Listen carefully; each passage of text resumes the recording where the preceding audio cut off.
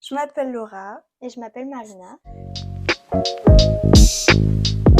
J'ai réalisé un bac pro esthétique en 3 ans dans une école privée.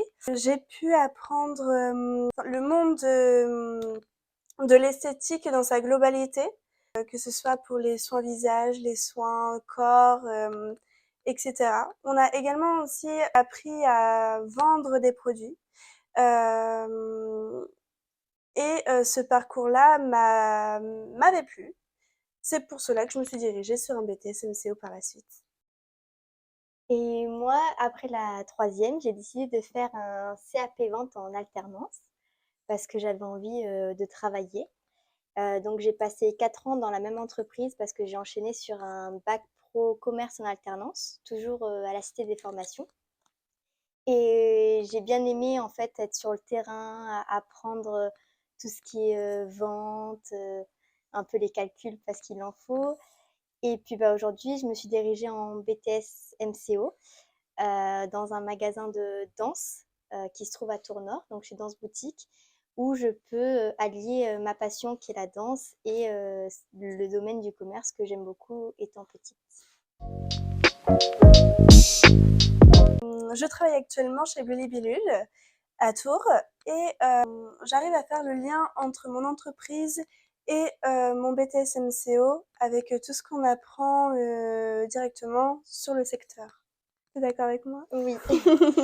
Et ce qui est bien avec le BTS, c'est que oui, on apprend beaucoup de choses en cours qu'on peut pas forcément pratiquer en entreprise parce que chaque entreprise fonctionne différemment.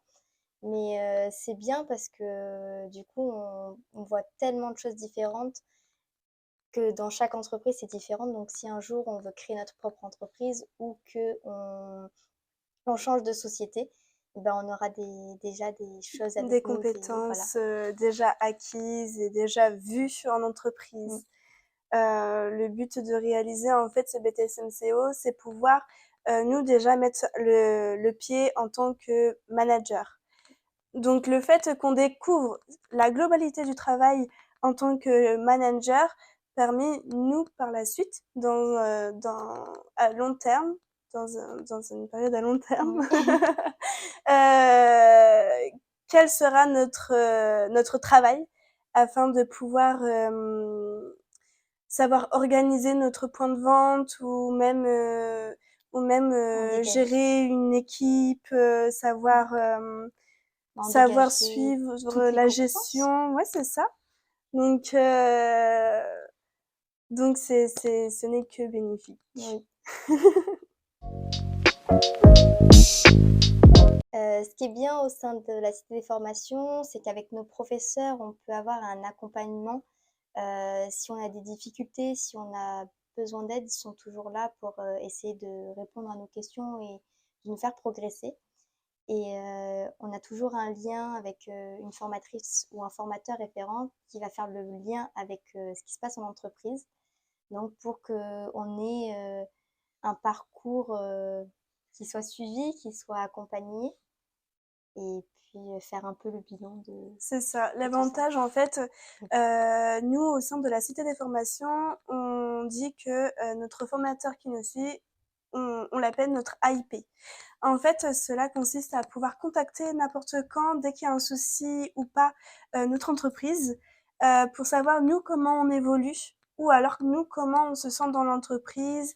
Grâce à ça aussi, on va pouvoir, comme disait Marina, pouvoir faire directement le lien entre nos cours.